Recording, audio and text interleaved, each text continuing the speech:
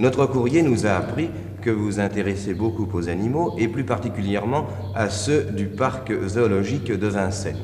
Nous avons donc aujourd'hui installé nos caméras au zoo et Monsieur X sera le docteur Bullier, sous-directeur du parc zoologique de Vincennes, qui va répondre aux questions que vous avez posées.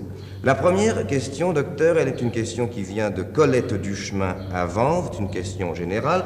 Combien le parc zoologique de Vincennes compte de pensionnaires? Eh bien, ici, nous avons beaucoup de pensionnaires, nous avons des mammifères et des oiseaux. Nous comptons à peu près dans la collection 650 mammifères et à peu près autant d'oiseaux. Des gros oiseaux de parc tels que flamants roses, perroquets, échassiers, pélicans, marabouts. Oui, ce sont de gros animaux. Autruches également, oiseaux coureurs, nandous, émeux. Vous voyez que ce sont des animaux encombrants. Robert et Muriel Bas de Pontoise voudraient savoir, eux, c'est déjà une question particulière, combien pèse un éléphant et quel est son appétit et son menu quotidien. Eh bien, vous direz à vos jeunes correspondants que c'est extrêmement variable. Le jeune éléphant, lorsqu'il vient de naître, pèse 90 à 100 kilos à sa naissance. Un éléphant adulte, un gros éléphant adulte... Oui, Micheline, par exemple. Micheline qui est la vedette. Par exemple, peut peser environ 3 tonnes. Micheline, que tout Paris connaît bien, pèse environ 3 tonnes. Les gros éléphants d'Asie, les gros éléphants de cirque, les gros mâles en particulier, peuvent arriver à peser 4 tonnes et 4 tonnes et demie. Dans la nature, il est rare de trouver des animaux pesant un poids pareil. Je crois que les Africains sont toujours beaucoup plus pesants que les Asiatiques. Revenons à Micheline. Quel est son appétit et quel est son menu quotidien? Micheline est un animal auquel il faut donner énormément de fourrage. Un éléphant d'Afrique ou même d'Asie de 3 tonnes doit manger par jour 50 kg de fourrage, à peu près 20 à 25 kg de betterave, 5 kg d'avoine, et sans compter les dons généreux des visiteurs qui malheureusement sont excessifs. Là, nous avons un public extrêmement généreux et nous sommes obligés quelquefois, le lendemain des jours de fête, de limiter l'appétit de Micheline pour éviter les accidents gastro-intestinaux. Jacqueline et Pierrot Boutard, à Paris, sont très curieux. Ils voudraient savoir quels sont les animaux les plus rares que vous recevez au zoo de Vincennes. Eh bien, parmi les animaux les plus rares du zoo de Vincennes, je puis vous présenter ici l'okapi. L'okapi est un girafidé en provenance du Congo belge. Et nous avons eu le bonheur, grâce à nos amis belges, d'avoir reçu le don d'un couple d'okapis. Le premier animal, le mâle, est arrivé en 1948, la femelle est arrivée un peu plus tard, et nous avons eu la chance d'avoir l'année dernière la naissance d'une jeune femelle okapi que vous voyez là derrière moi à l'heure actuelle, et c'est la première fois qu'un parc zoologique enregistre en captivité sous nos climats tempérés une pareille naissance. Il y a eu des naissances d'okapis au Congo belge, bien entendu, à l'endroit en captivité, dans l'îlot forestier dans lequel il vit. Mais enfin, il est tout de même extrêmement intéressant de savoir que c'est au zoo de Vincennes, au Muséum national d'histoire naturelle, qu'a eu lieu la première naissance d'okapi en captivité. Et le zoo de Vincennes, lui, il reçoit combien de visiteurs par an? Le zoo de par Vincennes reçoit chaque année environ 2 millions de visiteurs. Ça oscille, le chiffre oscille entre 1 850 000 et près de 2 millions. Par an, enfants?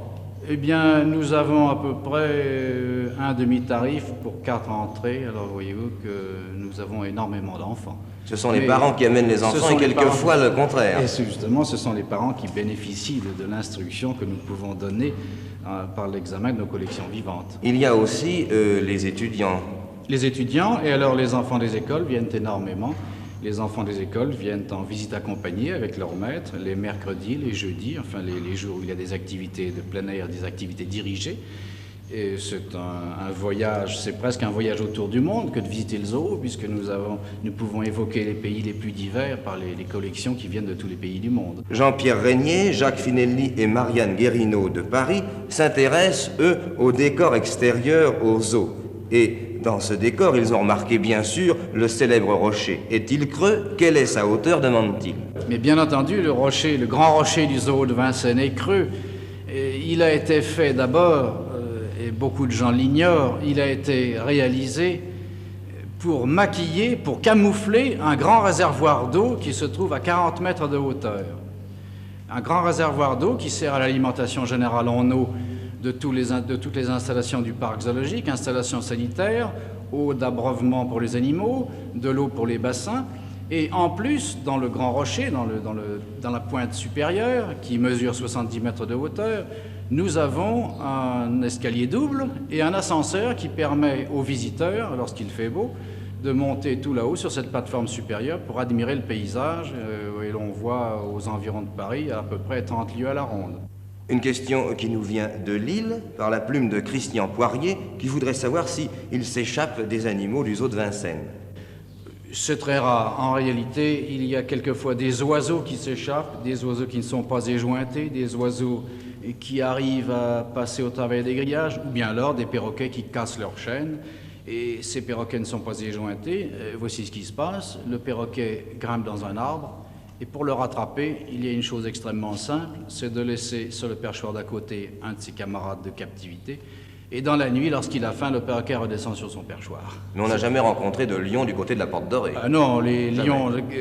Je m'empresse de dire à vos jeunes amis que les lions sont sous clé, ainsi que les ours et tous les animaux absolument dangereux.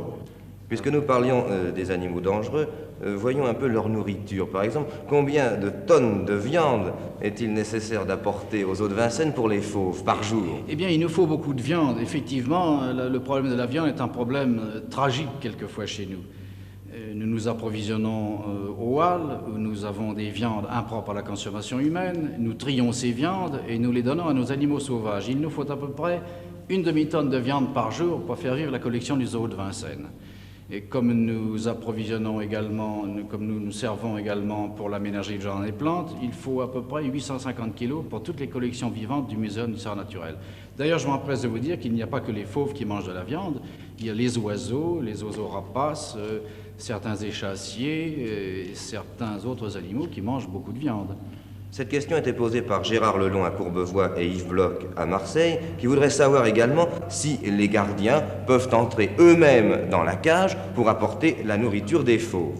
Nous interdisons d'une façon absolue aux gardiens de se mélanger avec les animaux sauvages, c'est une règle absolue ici. Lorsque nous avons des interventions à faire sur les animaux sauvages, c'est nous-mêmes qui entrons les premiers dans la cage. Par conséquent, lorsque l'on veut entrer dans une cage, il faut au préalable anesthésier l'animal ou faire une pré-anesthésie, par exemple, avec l'aide de Gardénal ou de Véronal. Et lorsque l'animal est à moitié anesthésié, eh bien, c'est nous, vétérinaires de la maison, qui sommes habilités à pénétrer dans ces cages pour faire une anesthésie générale à l'aide d'une piqûre, par exemple. Pierrette Favre est certainement une très petite fille. Elle habite Bougival et nous pose une question que je vais vous lire littéralement. Après tout ce que mangent de bonbons, de cacahuètes, de pain, les singes, est-il encore nécessaire de leur donner à manger le soir? Ah, hélas, vous posez là, vous touchez là une question qui est tragique pour nous. Nos animaux, vous savez que la conservation des animaux sauvages est un problème alimentaire uniquement. Mais si les visiteurs se substituent à nous pour ce problème, tout est mis en question, bien entendu. Nous ne pouvons pas étudier de régime alimentaire pour nos animaux. Nous sommes obligés de mettre nos animaux à la diète la veille des jours de fête ou à la demi-diète. Et malheureusement, les lendemains des jours de fête, nous avons des accidents. Aussi, nous demandons à nos visiteurs de ne pas donner à manger aux animaux. Si chacun, évidemment, veut témoigner sa sympathie à un animal en lui envoyant un morceau de biscuit, eh bien, le dimanche, les animaux auront 15 000 morceaux de biscuit, que voulez-vous. Et même Micheline, qui est un animal extrêmement gourmand et qui a tout de même de la capacité, qui peut arriver à manger 150 kilos de pain par dimanche, même Micheline, le lundi, est malade. Et nous avons eu des accidents gastro-intestinaux sur des cervidés, nous avons des animaux qui meurent, nous avons des autruches qui mangent des corps étrangers, des cailloux, des briquets, des cigarettes, des trousseaux de clés, enfin les choses les plus invraisemblables. Et nous sommes obligés, c'est aux jeunes justement que je m'adresse, nous sommes obligés de demander à nos jeunes visiteurs d'éviter justement de donner à manger aux animaux pour ne pas donner le mauvais exemple. Précisément, nous parlions des autruches et Gisèle et Anne Servin de Puteaux nous demandent si on donne vraiment des montres à manger aux autruches. Alors vous me voyez lever les bras au ciel, évidemment les autruches sont des animaux extrêmement voraces, sont des animaux qui mangent n'importe quoi, qui vous attrapent les boutons du veston, qui picorent les bagues des dames. Évidemment, c'est extrêmement dangereux de donner à manger aux autruches. De temps en temps, nous avons les autruches qui avalent des briquets, qui avalent des trousseaux de clés, comme je vous l'ai dit tout à l'heure. Et un jour, nous avons eu une autruche qui a mangé une boîte de maquereaux vide, n'est-ce pas, de maquereaux au vin blanc absolument vide. Eh bien, ce corps étranger l'a fait mourir. Alors, devant des accidents comme ça, nous allons être obligés de demander d'une façon pressante à nos visiteurs de ne pas donner à manger aux animaux. Et nous serons peut-être obligés un jour d'interdire de donner à manger à tous nos animaux, ce qui est absolument lamentable. Il faut que le public puisse arriver à se discipliner. Et surtout, c'est aux jeunes que je m'adresse pour cela. René Thibault habite Pierrefitte et il a des préoccupations très sérieuses. Il voudrait savoir, docteur, quelles sont les recherches particulières qui sont menées dans les différents laboratoires du zoo de Vincennes. En général, il est rare de trouver un jardin zoologique comme le nôtre qui soit équipé avec des laboratoires. Nous avons des laboratoires qui servent à un personnel scientifique pour faire des recherches sur les maladies des animaux sauvages. En effet, lorsqu'un animal sauvage meurt ici, nous faisons l'autopsie. Il y a 2 cas qui peuvent se présenter. Premièrement, l'animal meurt d'une maladie contagieuse transmissible à l'homme. Immédiatement, l'animal est détruit sur place dans un four crématoire. Si l'animal n'est pas mort d'une maladie contagieuse transmissible à l'homme, il peut être mort d'une maladie contagieuse transmissible à l'un de ses congénères. Alors, nous faisons des prélèvements bactériologiques, des ensemencements, et en 24 heures ou 48 heures, nous sommes ainsi armés pour faire un vaccin et lutter contre la maladie qui menace l'effectif. Lorsque ces animaux sont morts, ils cessent de nous appartenir. Ils appartiennent en propre à 2 laboratoires du Muséum national d'histoire naturelle. Le premier laboratoire est le laboratoire d'anatomie comparée. Le laboratoire d'anatomie comparée qui a été illustré autrefois par le professeur Grand-Cuvier. C'est à l'heure actuelle le professeur Milot qui dirige ce laboratoire. Il y a un deuxième laboratoire qui se partage les dépouilles de nos animaux, c'est le laboratoire de mammalogie, où l'on fait des études très poussées sur les mammifères, et le laboratoire d'ornithologie, où on fait également des études sur la morphologie des mammifères et des oiseaux. Et ces animaux-là sont montés en pot. On peut prélever des pots pour compléter les collections naturalisées, celles-là, les collections naturalisées du muséum. Vous voyez le but de l'établissement scientifique. En quelque sorte, le parc zoologique de Vincennes est le prolongement des collections naturalisées du Muséum national d'histoire naturelle.